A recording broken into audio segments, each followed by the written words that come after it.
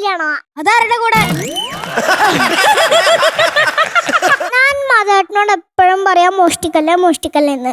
എന്റെ അച്ഛനടുത്ത് കുറെ പൈസ ഉണ്ടല്ലോ, അതെടുത്ത് ജീവിച്ചാ പോരാ, പിന്നെന്തിനാ മോഷ്ടിക്കേണ്ട ആവശ്യം. പക്ഷെ മാധവേട്ടൻ പറയാ എനിക്ക് മോഷ്ടിക്കുന്ന ശീലായി പോയി. അല്ല അതും പോരണ്ട് ഇപ്പൊ പറയാ രാത്രി കക്കാൻ പോകുമ്പോ പ്രേതത്തിനൊക്കെ പേടിയാ നീയും വാടി രുക്മണിന്ന്. എനിക്ക് പ്രേതത്തിനും പേടിയില്ല. ഗ്രാനിനെ കണ്ടാ ഗ്രാനിയുടെ വടിയെടുത്ത് തലക്കെട്ടടിച്ച് കൊല്ലും. എന്റെ ബെസ്റ്റിയുടെ കല്യാണം നടക്കുന്നത് നാളെയാ. അപ്പോ അവൾക്ക് വേണ്ടി എന്റെ കയ്യിൽ പൈസ ഇല്ല. അത് കാരണം ഞാൻ അവളുടെ കല്യാണം നടത്താൻ വേണ്ടിയാണ് ഞാൻ ഈ മോഷ്ടിക്കുന്നത്. ബെസ്റ്റിയുടെ കല്യാണം നടത്താൻ മോഷ്ടിക്കുന്നത്. കമ്മണി കേശുവുമായിട്ട് കല്യാണം കഴിക്കുന്ന പറഞ്ഞു. കേശു അതാരാ? ആദികേശു. ഇന്നലെ തീരുമാനിച്ചു. അപ്പൊ നാളെയാണ് കല്യാണം. അപ്പൊ അതിനു വേണ്ടിയുള്ള പൈസ എനിക്ക് മോഷ്ടിക്കണം. അതാണ്. അപ്പൊ നവനീതോടൻ യാമിയെ കെട്ടിയതോടുകൂടി കൺമണിക്കുട്ടി മാറി. അതിനാണ് മോഷ്ടിക്കുന്നത്. അതെ, പോരാത്തതിന് ഇന്നലെ കല്യാണം തീരുമാനിച്ചു. അവരുടെ കല്യാണം കഴിഞ്ഞ് ഇപ്രാവശ്യം അവരുടെ കല്യാണം എനിക്ക് തന്നെ അറിയാം. എന്റെ കല്യാണം.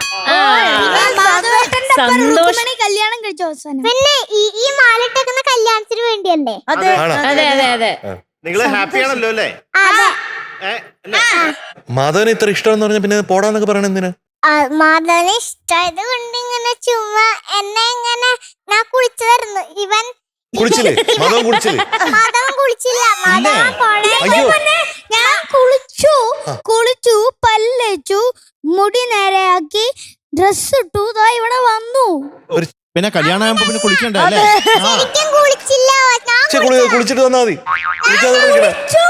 ഇവള് കള്ളം പറയുന്ന എനിക്ക് തോന്നുന്നതേ പച്ചക്കള്ളം. എന്നിട്ട് എന്നെ തൊടാൻ വരുവാ. ഞാൻ അല്ല അതെ ഞാൻ വൃത്തിയായിട്ട് പുഴയിലൊന്നും അല്ല ഒഴുകിയത്. ഞാൻ എന്റെ വീട്ടിലത്തെ ഷവറിലാ കുളിച്ചേ. ഇന്നലെ മോഷ്ടിക്കാൻ പോയിട്ട് വന്നിട്ട് എന്റെ ടാങ്ക് ഫുള്ളും ക്ലീൻ ആക്കുന്നതാ ഡെയിലി. യാമിക്കുട്ടി ഇന്നലെ മോഷണം എല്ലാം കഴിഞ്ഞ് വന്നിട്ട് വീട്ടിൽ പോയി കുളിച്ചിട്ടാണ് കല്യാണത്തിന്. ഞാനും കുളിച്ചില്ല. ഞാൻ കുളിക്കാൻ പോവാൻ വേണ്ടി തോർത്തതാ. കുളിച്ചില്ലേ?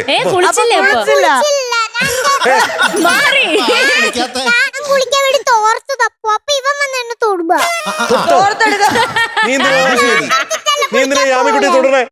ഞാൻ എന്റെ നല്ല പെർഫ്യൂം ഒക്കെ വെച്ച് ഞാൻ അവളെ ഒന്ന് സെറ്റപ്പ് ആക്കി. എന്തായാലും നിങ്ങൾ രണ്ടുപേരും ഹാപ്പി ആണല്ലോ അല്ലേ? ബെസ്റ്റിയുടെ കല്യാണം കഴിഞ്ഞിട്ട് വിഷമം വല്ലതുണ്ടോ? കുഴപ്പമില്ല, ഹാപ്പിയാണ്, സന്തോഷമായിട്ട് ജീവിക്കട്ടെ. കല്യാണം എല്ലാരും കൂടെ പറഞ്ഞിട്ട് ഇങ്ങനെ കളിക്കും.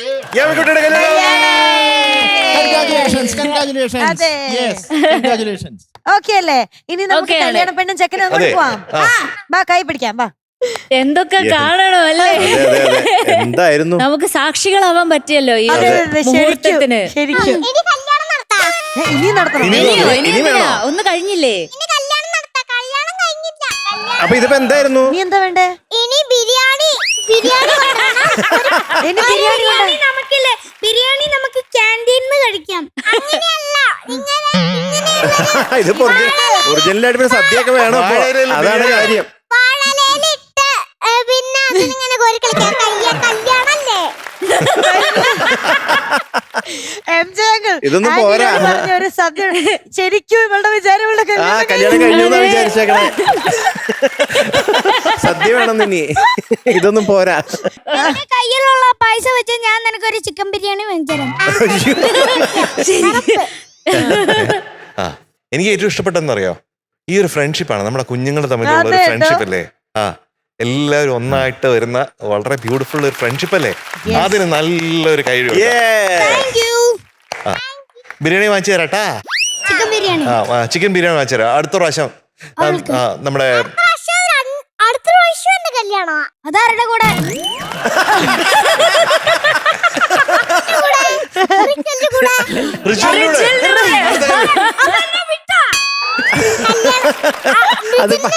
അത് കഴിച്ചു. അത് പറഞ്ഞോടനെ അവനെ അതാരുടെ കൂടെ? നിന്നെയാണ് ഞാൻ സ്നേഹിക്കുന്നത്, പക്ഷെ അടുത്ത ദിവസം റിജ്വലിലൂടെ റിജ്വലിന്റെ കൂടെ കല്യാണം. നീ ഇനി എന്റെ കൂടെ കല്യാണം കഴിച്ചാ പിന്നെ നീ എന്റെ സ്വന്തമാണ്. പോവില്ല. എന്റെ സ്വന്തമാണ് പിന്നെ. എന്റെ കയ്യിൽ നിന്ന് പോകില്ല. ഉറപ്പായിട്ടും കല്യാണം കഴിക്കും എന്നിട്ടിപ്പൊ കല്യാണം കഴിച്ചല്ലോ.